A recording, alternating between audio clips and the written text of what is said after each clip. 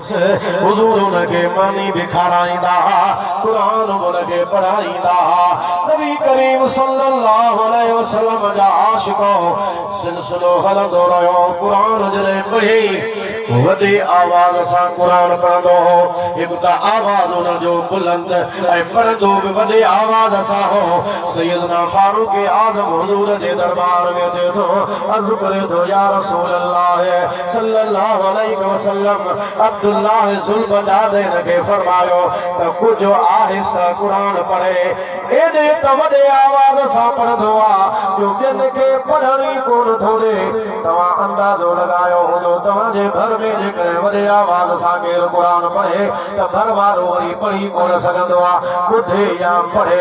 अर्ज़ करण लॻो उमर फारूक या रसूल हिनखे फरमायो कुझु आहिस्ता पढ़े हुज़ूर फरमायो उमर अब्दुल्लाह ज़ुल्बजादे खे छॾे ॾे इन जी ॻाल्हि न कर इनखे छॾ जीअं वणेसि तीअं अल्लाह जो कुरान पढ़े इन ते का बि रुकावट पाबंदी न आहे आहिस्ता पढ़े इन जी मर्ज़ी ॾाढा पढ़े इन जी मर्ज़ी जीअं वणेसि तहिड़े आवाज़ सां पढ़े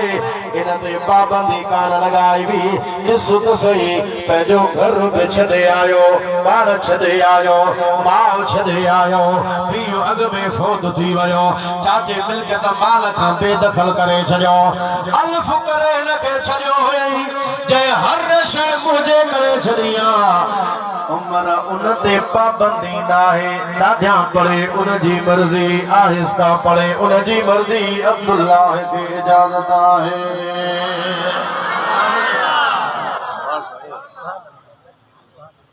जे हर शइ छॾी आहे मुंहिंजे करे उनजे मथां कहिड़ियूं पाबंदियूं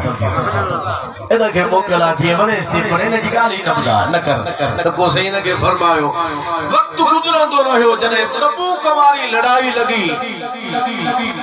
गर्मी जी मौसम ई हुजूर ऐलान कयो त हलो तबूक 700-800 किलोमीटर मदीने खां परे एडी वडी मसाफत गर्मी जी मौसम फसल पको पियो आहे हुजूर फरमायो हलो असे हलो त माना माल बि ते छॾियो खजूं छॾियो फसल पकल बि छॾियो आओ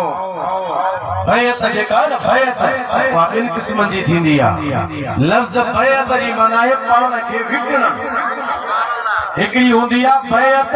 बरकत जी ॿी हूंदी आहे बैत इरादत जी मां तव्हांखे थो ॿुधायां गौर सां ॿुधो बुलंद आवाज़ सां को नारो ॿुधायो त मां अर्ज़ कयां थो छो त इहा तव्हां असांजे फ़ाइदे जी ॻाल्हि आहे नारे विलायत हिक बैत बरकत वारी ॿी बैत इरादे वारी मुर्शिद जे हथ ते हथ रखी जेको बैत माण्हू करे थो बैत बरकत जो मतिलबु आहे मिड़ई बरकत ख़ातिर सिलसिले में दाख़िल थिए ताकि दुनिया में भी ख़ैर मिले त आख़िरत में भी भलाई थिए इहा आहे बरकत वारी तबरुक वारी बैत ॿी हूंदी आहे इरादत वारी बैत माना बाक़ाइदा पक्को पुख्तो मुरीद थी वञे ऐं पंहिंजी जान खे पंहिंजे मुर्शिद जे हुज़ूर में फ़रोख्त करे छॾे विकिणी छॾे उहा हूंदी आहे बैत इरादत जंहिंमें जान जो सौदो हूंदो आहे माण्हू जान पंहिंजे मुर्शिद जे क़दमनि में ॾेई छॾींदो आहे जान पंहिंजे मुर्शिद जे हथ में ॾींदो आहे इमाम अहमद रज़ा फाज़िल बरेलवी बि लिखियो आहे फरमाए थो बैत जा इहे 25 आहिनि हिक बरकत वारी ॿी इरादत वारी सहाबी जेका बैत कंदा हुआ हुज़ूर जी उहा बरकत वारी बैत कान हूंदी हुई उहा इरादत वारी बैत हूंदी जो पंहिंजी जान रसूलुल्लाह जे क़दमनि में क़ुर्बान कंदा बुरे आवाज़ सां बुलंद आवाज़ सां सुभान अल्लाह चओ अजा ज़ोर सां चओ सुभान अल्लाह हाणे पूरी नज़र जो दौड़ायो पंहिंजी रखो हिन दुनिया जे मथां मार्ज तो सहाबा जी बैत इरादत वारी माना पंहिंजी जान क़ुर्बान करण वारी बैत हाणे दुनिया में ॾिसो बैतूं हलन थियूं असांखे कंहिंजे बैत ते को बि एतिराज़ कोन्हे जेको जंहिंजो मुरीद थिए थो भलारो आहे हुनखे ख़ुदा उहा निस्बत अता फरमाए पर यादि रखो हुर जमात जी जेका बैत पंहिंजे मुर्शिद सां आहे उहा बरकत वारी न आहे उहा इरादत वारी आहे जो असां जान पंहिंजे मुर्शिद जे दरबार में कुर्बान करे चुका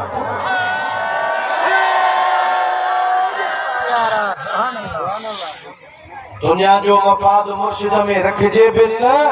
सोचजे बिन इसे रोने वाला फरमाएंदा जेको दुनिया जो मफाद मुर्शिद में रखंदो यो बेफैज़ थींदो फैज़ उनखे न मिलंदो जेकॾहिं फैज़ वठणो आहे त पोइ मुर्शिद सां दुनिया जो मफाद लाहे रखो मुर्शिद सां जेका निस्बत रखणी आहे सा अल्लाह जी रज़ा ख़ातिर रखणी सही चंद धनी बादशाह खुद फरमायो त तवा जो असा जो ताल्लुक दुनिया जो ताल्लुक ना है तवा असा जो ताल्लुक दीन जो ताल्लुक है तवा असा जो ताल्लुक शरीयत जो ताल्लुक है तवा असा जो ताल्लुक इस्लाम जो ताल्लुक है तवा असा जो वास्तो दीनी इस्लामी शरई हुजूर जे तरीके वारो वास्तो है दुनिया के फायदे वारो वास्तो कोने मां अर्ज करे छले तो दुनिया जो फायदो नजर में न रखजे जो तो जने असा जान दिनी तो वो दुनिया जा फायदा केड़ी माना था रखल माल केड़ी माना तो रखे जने जान असा विकरी दिनी तो वो हाने माल बे सामो कोने हाने दुनिया जो को फायदो बे सामो कोने बस जेका शे आहे वा मुर्शिद जे कदमन में कुर्बान जेको जो नारे विलायत